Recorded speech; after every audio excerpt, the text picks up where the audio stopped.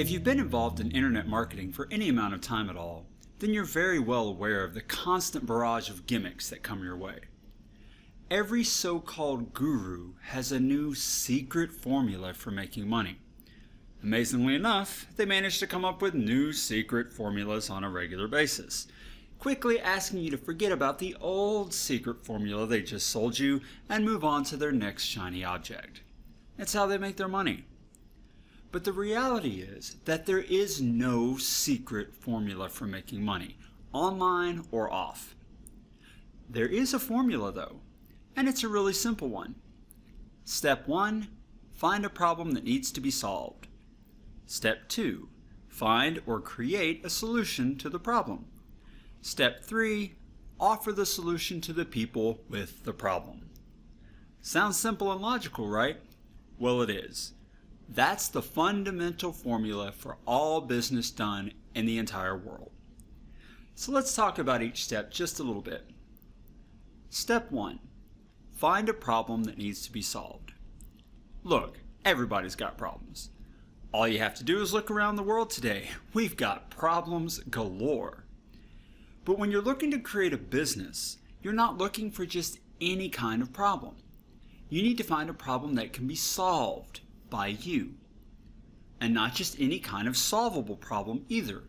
You want to find a problem that people are willing to pay money to solve. The best kinds of problems to solve are the problems whose solution will either save the buyer some money, make the buyer some money, or give the buyer more happiness. People have a lot less resistance to buying solutions that fall into one of those three categories. There's a reason why the weight loss industry in the United States alone is valued at over $60 billion a year. Think about it.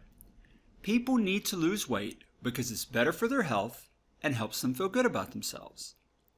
Solving the weight loss problem for people hits all three things that make a problem worth solving. It saves the buyers some money, fewer doctor bills from poor health. It makes the buyers some money. People live longer, better quality of life, better secular life. And it brings them more happiness. They look better and feel better about themselves. The problem you want to sell a solution for really needs to hit at least one of those three things. Remember, they're 1, save a person some money, 2, make a person some money, or 3, give a person more happiness. Of course, not every problem people buy solutions to hit one of those three markers. It's just a lot easier to sell those kinds of solutions.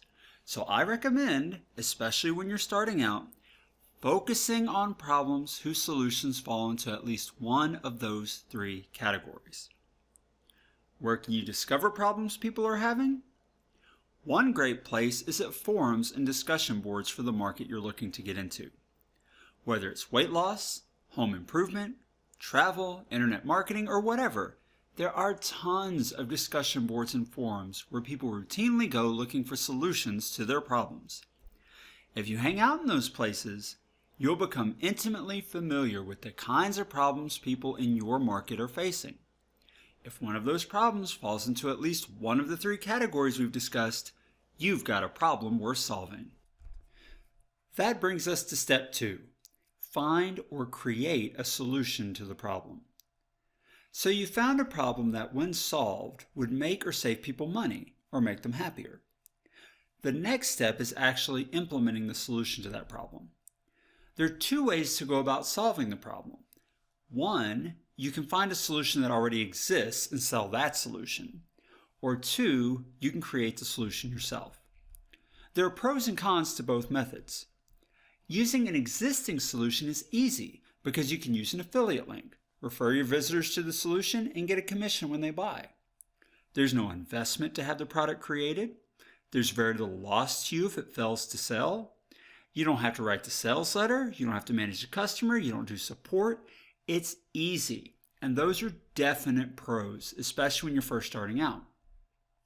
On the negative side, you don't earn as much money from the product sale, just whatever the commission percentage or flat rate is. And you also lose control over the sales process. You can't improve the sales letter. You don't control the additional offers and the upsells and the like. And you also risk losing the customer long term once they go into the pipeline of the product you refer them to. You can get around some of that by trying to get the person onto your email list before sending them through your affiliate link, but you still don't hold the trust of the customer quite as much. I mean, after all, whose medical opinion do you trust more? The doctor or the friend who referred you to him, even if the friend is very knowledgeable? If the doctor sets you on a path other than the one your friend says you should go on, which path are you more likely to choose? Well, in the same way, being the creator of a product builds trust in you and the other products you recommend to your customers or email list. Rightly or wrongly, people think more highly of professionals who have published books in their field. That's just the way it is. So keep that in mind when choosing the route you want to take to solve the problem. If you go the affiliate route, you can of course find products at the big affiliate outlets like ClickBank or Commission Junction and the like, but don't limit yourself to that. There are a lot of products that have independent affiliate programs. So look for the best product that solves the problem and see if they have an affiliate or reseller program first. The best products will usually have the best conversion rates, and that is what you want to offer. Step 3. Offer the solution to the people with the problem. Of course, unless you can get the people with the problem looking at your offer for a solution, it doesn't do you any good to have the greatest solution in the world. And I'm not talking about just any eyeballs viewing your solution.